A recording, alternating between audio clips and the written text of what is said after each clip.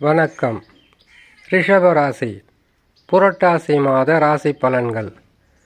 ரிஷபராசிக்காரர்களுக்கு புரட்டாசி மாதத்தில் கிரகங்கள் அமர்ந்து தரக்கூடிய பலன்களை பற்றி பார்க்கும்போது கஷ்டங்களும் விலகும், துன்பங்களும் விலகும், இதனால் வரையில் இருந்து வந்த தடைகளும் விலகும், நற்பலன்கள் அதிகரிக்கும்.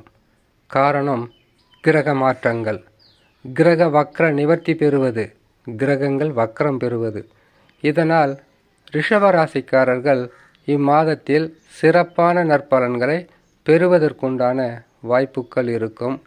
அதிகப்படியான கோபமும் அதிகப்படியான மனக்குழப்பத்திலிருந்து விடுபடக்கூடிய மாதமாக இருக்கும். பலன்களை பற்றி அறிந்து கொள்வதற்கு முன்பதாக சந்திராஷ்டம தினங்களை தெரிந்து கொள்வது ஒவ்வொரு ராசிக்காரர்களுக்கும் மிகவும் அவசியமான ஒன்று. காரணம், இந்த சந்திரன் 8ஆம் இடத்தில் சஞ்சாரம் செய்யக்கூடிய 2 நாட்களில் புதிதாக தொழில் தொடங்கக்கூடாது, புதிதாக ஊர் பிரயாணம் செய்யக்கூடாது, யாரிடமாவது கொடுக்கல் வாங்கலை வாங்குவதோ அல்லது கொடுப்பதோ இருக்கக்கூடாது. இந்த காலகட்டத்தில் எவராவது உங்களுக்கு பிரச்சனைகளோ தொல்லைகளை தந்தாலும் 2 நாட்கள் பொறுமையாக இருப்பது மிகவும் அவசியமான ஒன்று. சரி, சந்திராஷ்டம தினங்களை பார்க்கலாம். வருகின்ற 8ஆம் தேதி 10ஆம் மாதம் 2024 புரட்டாசி மாதம் 22ஆம் தேதி செவ்வாய்க்கிழமை இரவு 1:28 தனுசு ராசியில் சந்திர பகவான் சஞ்சாரம் செய்யும் போது சந்திராஷ்டம காலங்கள் ஆரம்பமாகும். 2 நாட்கள் பொறுமை தேவை. சந்திராஷ்டம தினங்களிலிருந்து விடுபடக்கூடிய நாட்களாக 11/10/2024 புரட்டாசி மாதம் 25ஆம் தேதி வெள்ளிக்கிழமை காலை 7:54 மகர ராசியில் சந்திர பகவான் சஞ்சாரம் செய்யும் போது சந்திராஷ்டம தினங்களிலிருந்து விடுபடக்கூடிய நாட்களாக இருக்கும். இம்மாதத்தில் கிரகங்கள் தரக்கூடிய பலன்களை பற்றி பார்த்து விடலாம். ஜென்ம ராசியில் குரு பகவான் வக்ரம் பெறுகின்ற மாதமாக இருப்பது இந்த புரட்டாசி மாதம். வக்ரம் என்றால் பின்னோக்கி செல்வது.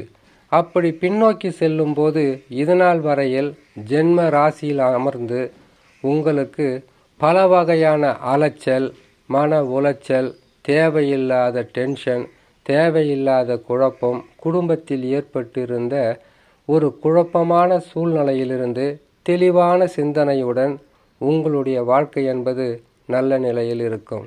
பாதக அதிபதி பாதகஸ்தானத்திற்கு செல்லும்போது சாதக பலன்கள் என்பது ரிஷபராசிக்காரர்கள் பெறலாம்.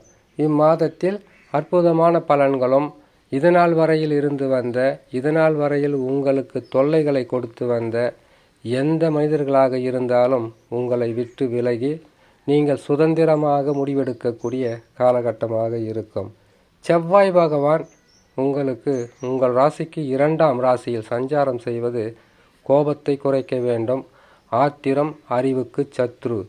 நீங்கள் அமைதியானவர். கிரகங்கள் மாறும்போது குணாதிசயங்களும் மாறுபடும் என்பதை நீங்கள் உணர வேண்டும். செவ்வாய் பகவான் 2ஆம் இடத்தில் சஞ்சாரம் செய்யக்கூடிய காலகட்டம் என்பது அதிகப்படியான கோபமும் அதிகப்படியான ஆத்திரமும் வரக்கூடிய சூழ்நிலையாக இருப்பதினால் மிக கவனமாக கையாள வேண்டும் இந்த காலகட்டத்தை. அடுத்ததாக புதன் பகவான் உங்கள் ராசிக்கு 4ஆம் இடத்தில் இருந்தவர் இந்த புரட்டாசி மாதத்தில் 3 நாட்களுக்கு பிறகு 5ஆம் ராசியில் உச்சம் பெற்று சூரியன், சுக்கிரன், கேதுவுடன் இணைந்து அமருவது பொருளாதார உயர்வும், இதனால் வரையில் தடையாகவும் தடங்கல்களாகவே இருந்த வருமானம் அந்த தடைகள் விலகி அதிகப்படியான வருமானமும் நற்பலன்களும் கொடுக்கும்.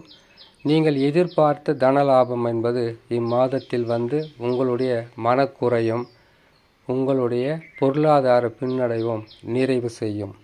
அடுத்ததாக சனி பகவான். சனி பகவானை பொறுத்தவரையில் வக்ரம் பெற்றிருந்தார், வக்ர நிவர்த்தி பெறுவார்.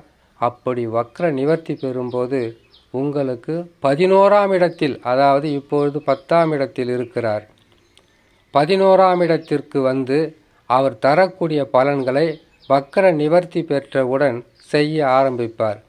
தடைகள் விலகும். தடுமாற்றங்களும் இனி உங்களுக்கு முன்னேற்ற பாதைக்கு கொண்டு செல்லும். எடுத்த முயற்சிகளில் வெற்றியும் தனலாபமும் கட்டாயமாக கொடுத்து கொண்டே இருப்பார்.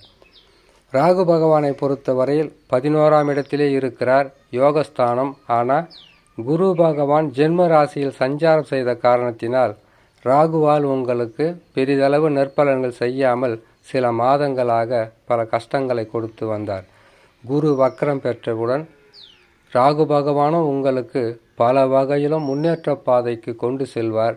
இதனால் வரையில் நீங்கள் கஷ்டத்திலும் நஷ்டத்திலும் துன்பத்திலும் இருந்திருந்தால் இனிமேல் உங்கள் வாழ்க்கையும் உங்களுடைய செயல்களும் அனைத்துமே வெற்றிகரமாகவும் பல வகையான முன்னேற்ற பாதைக்கும் கொண்டு செல்லும் என்று சொல்லி இன்னொரு நல்ல பதிவில் உங்களை நான் சந்திக்கிறேன். நன்றி, வணக்கம்.